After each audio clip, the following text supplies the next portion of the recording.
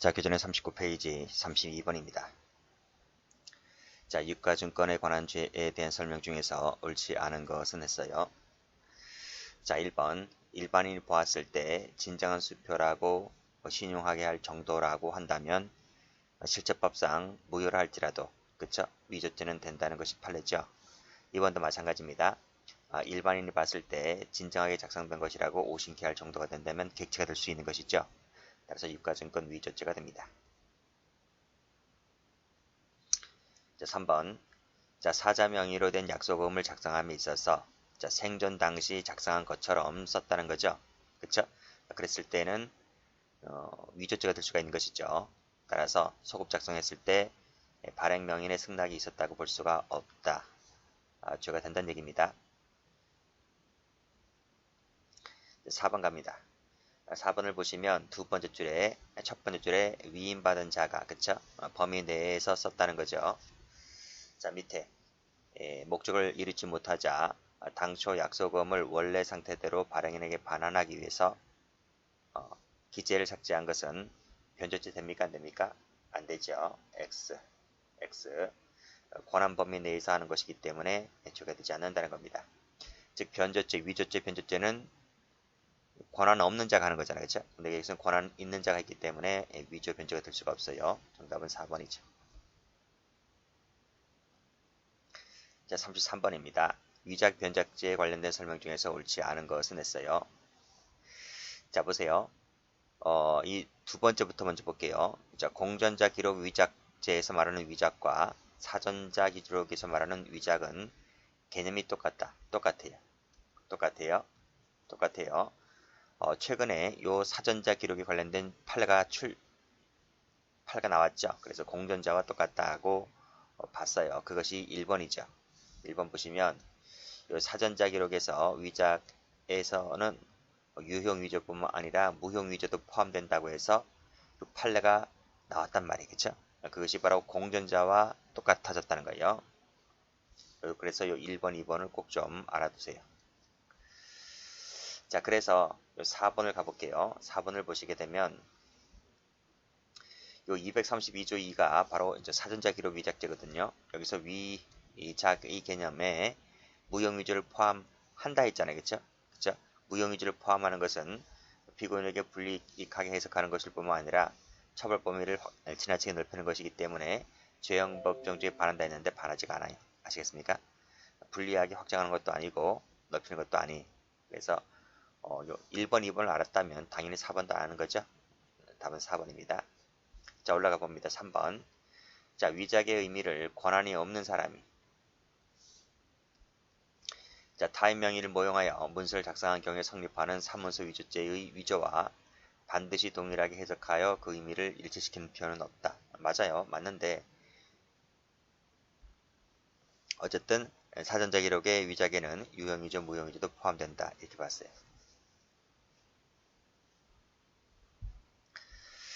자, 우리가 그 사문서 위조죄의 위조에는 뭐만 된다 그랬어요?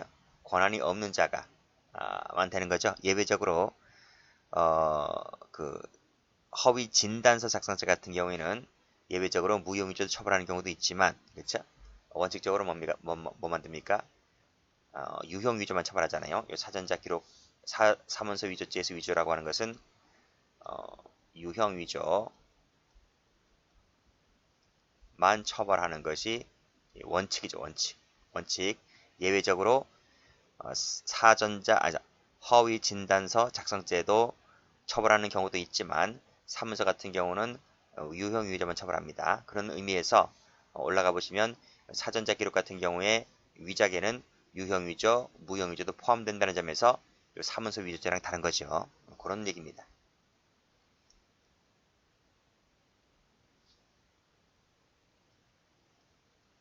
자, 문제 34번입니다. 자, 공정증서 원본 등 불실기재죄에 관련된 설명 중에서 옳지 않은 것은 했어요. 자, 거래 가액을 거짓 신고했다. 불실기재죄가 됩니까? 안 됩니까? 안 되죠. 그쵸?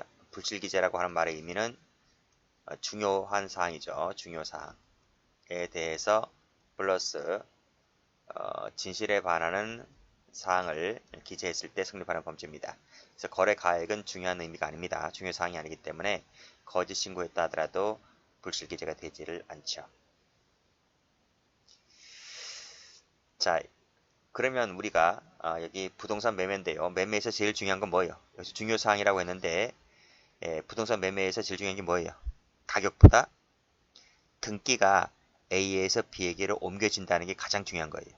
가격은 그 다음이란 말이에요. 자, 이번에 종중 명의 할 때 이 종중 대표자의 기재는 상당히 중요한 부분이죠. 그렇죠? 이것을 진실대로 기재를 해야 되는데 허위 기재이기 때문에 불실 기재에 해당한다는 것이죠. 안 된다 X. 답은 2번입니다.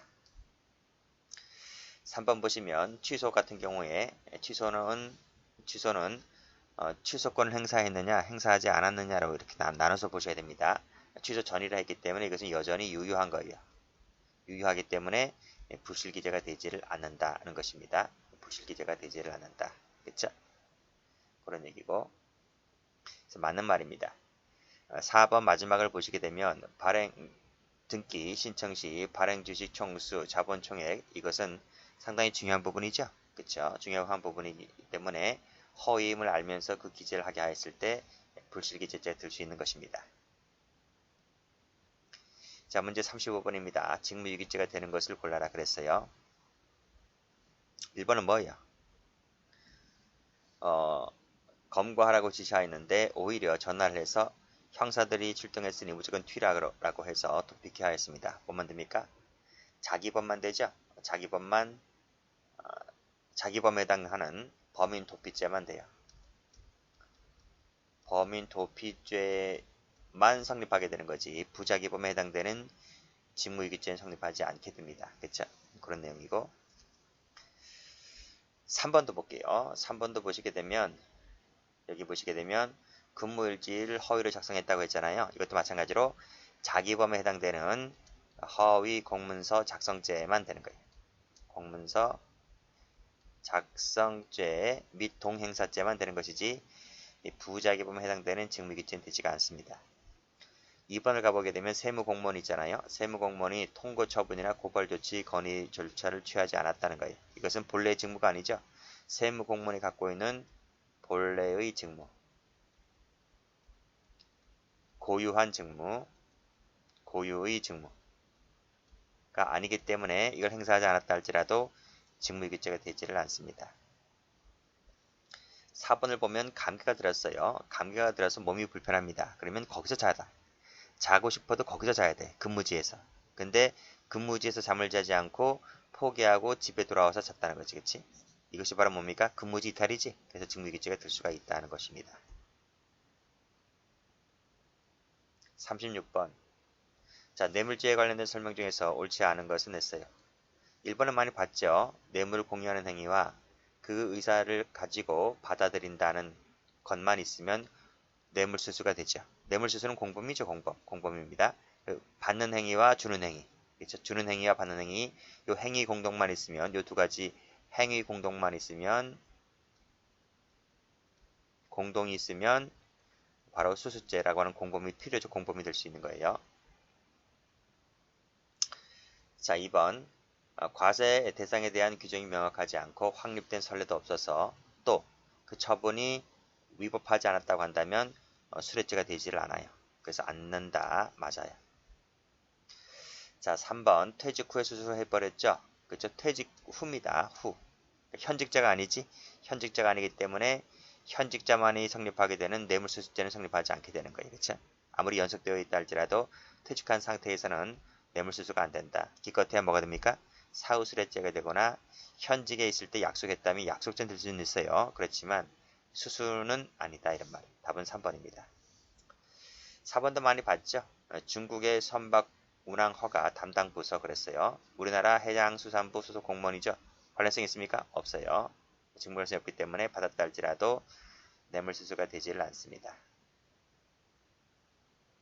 37번. 다음 중에서 옳지 않은 것을 골라라. 복지도 의미는 뇌물죄 주체가 안 되죠. 그래서 공무집행 방해죄의 공무원도 아니죠. 그래서 공직방해 되지를 않습니다. 2번.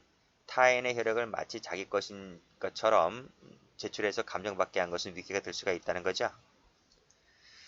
형집행장을 소지하지 않았다는 것은 적법한 공무집행이 아닌 겁니다. 그래서 경찰관을 때렸다 하더라도 공적방위 되지를 않는 거예요. 그렇죠? 정답은 3번입니다. 자, 신고를 받고 출동한 2명의 경찰관인데 차례로 때렸다 했어요. 그렇죠? 행위가 1개입니까? 2개입니까? 2번 때렸으니까 2개다 이렇게 하면 안 돼요. 사회관념상의 행위는 1개인 거예요. 1개. 1개 한 번 휘둘렀는데 2명 맞은 거야. 그렇죠? 그래서 행위가 1개다 보니까 상상적 경합범위 됩니다. 그 말은 1개의 행위라는 거예요. 죄가 2개. 공직방은 공무원의 수를 갖고 따지니까 2명이니까 2개의 공직방이 되는 겁니다. 상상적 경합 맞죠? 38번. 도피죄에 관련된 설명 중에서 옳지 않은 것을 골라라. 자, 목적지로 이동시켜달라. 대포폰을 구해달라고 하는 것은 통상의 도피의 한 형태이기 때문에 도피죄 교사가 되질 않아요. 통상의 도피라고 보는 거예요. 자, 공동의 범위를 갖고 가담을 했다는 거죠. 그랬다면 도피죄의 공동정범이 됩니다. 어디서 배웠지? 승계적 공동정범 시간에 배웠어요. 자, 자신이 실제 업자라고 허위로 진술했습니다. 이 허위 진술만 갖고서는 도피죄가 되지 않죠. 그 다음, 자, 신원보증서에 이건 전 시간에 푼 것 같은데 허위 사실을 기재했어요. 자, 도피죄가 됩니까? 안 됩니까? 안 돼요. 왜 그럴까? 이것은 신원보증서라는 성격 때문에 그런 거예요. 이 신원보증서라고 하는 것은 향후 수사기관에 협조하겠다는 의사표시를 나타내는 것에 불과하기 때문에 이 보증서에 허위 기재했다는 것만 갖고서는 도피죄가 되지를 않는다는 것이 판례입니다. 그래서 정답은 4번이죠. 39번을 갑니다. 은닉도피죄가 성립하는 것은 모두 몇 개인가 했어요. 자, 구속 수사의 대상이 되는 것 은닉도피죄 객체되죠. 그렇죠? 여기 은닉시켰다 했으니까 죄가 됩니다. 대신 출두했으니까 죄가 되는 거고요. 투숙했으니까 죄가 되는 거예요. 그렇죠? 이것도 수배 중인 자도 객체되는 거죠. 대상이 됩니다. 그래서 기억, 니은, 디귿은 다 동그라미가 돼요. 그런데 이거 보시게 되면 이름을 알아요. 이름을 아는데 단순히 이 이름을 알려주지 않았어요. 그렇죠? 또는 어떤 사람이 범인이 아닐지도 모른다고 생각하면서도 그를 범인이라고 지목하는 허위 진술을 했어요. 단순하게 허위 진술했다.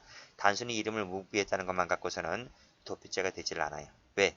범인을 잡아야 할 의무가 경찰관에게 있는 것이기 때문에 이 피의자나 참고인 등이 이렇게 허위 진술 또는 묵비했다는 것만 갖고서는 공적방위 되지를, 은닉도피죄가 되지를 않는다 이렇게 보시면 되겠어요. 그래서 성립하는 것은 기억, 니은, 디귿 답 3번입니다. 자, 40번을 가보면 자, 무고죄에 관련된 설명 중에서 옳지 않은 것은 그랬죠. 자, 허위사실 신고해야 되잖아요. 진실에 반한다는 이 허위사실이라고 하는 점에 대해서는 적극적인 증명이 있어야만 되는 거예요. 그렇죠? 이것이 없으면 섣불리 무고죄를 인정해서는 안 되는 거예요. 아시겠죠? 그래서 답이 1번이 틀렸어요. 자, 2번 신고한 사실이 무고행위 당시 그렇죠? 형사처분 대상이 될 수 있었던 경우에는 무고죄는 기수가 됩니다. 기수가 됩니다. 그 이후에 판례가 바뀌었어요. 판례가 바뀌었다고 한다면 빠꾸 후진되어서 미수가 되거나 불가불이 되거나 하는 겁니까? 형법에 그런 거 없어요. 그렇기 때문에 이미 성립한 범죄의 경우에는 하등 영향을 끼치지 못한다는 거예요. 그래서 2번은 맞는 지문이죠. 3번. 자, 공소시가 완성됐어요. 완성되었다면 형사처분, 징계처분을 받게 하지 못하잖아요. 그렇죠? 그렇기 때문에 무고죄가 되지 않는다는 겁니다. 그래서 무고죄가 되는지 안 되는지는 항상 신고시를 가지고 판단해야 되는 거예요. 그래서 여기까지 맞죠? 자, 범행 일시를 특정하지 않은 고소장을 제출했다라고 했을 때 고소 보충 진술지에 이미 공소시효가 완성되지 않은 것으로 진술한 피고인 그랬죠? 그럼 여기서 뭐가 됩니까? 무고죄가 되는 거죠. 여기서 뭐뭐한데 뭐뭐가 하지 않는 것을 진술했기 때문에 이 진술했을 때 바로 기수가 되는 거예요. 기수가 되는 거예요. 그 이후에 정정 진술했다 하더라도 여전히 기수인 거예요. 기수. 여전히 이미 무고죄는 성립하였다 이런 말. 그래서 맞는 지문이죠. 자, 3번 보시게 되면 고소장을 수사기관에 제출했잖아요. 그렇죠? 제출하는 순간 무고죄 기수가 되는 거예요. 기수. 그래서 인식은 있었다는 말은 고의가 있고 기수가 되는 거예요. 기수. 그렇죠?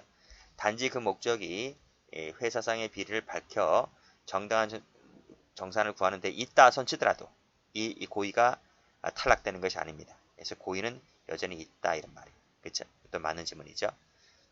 정답은 1번입니다. 여기까지 합니다.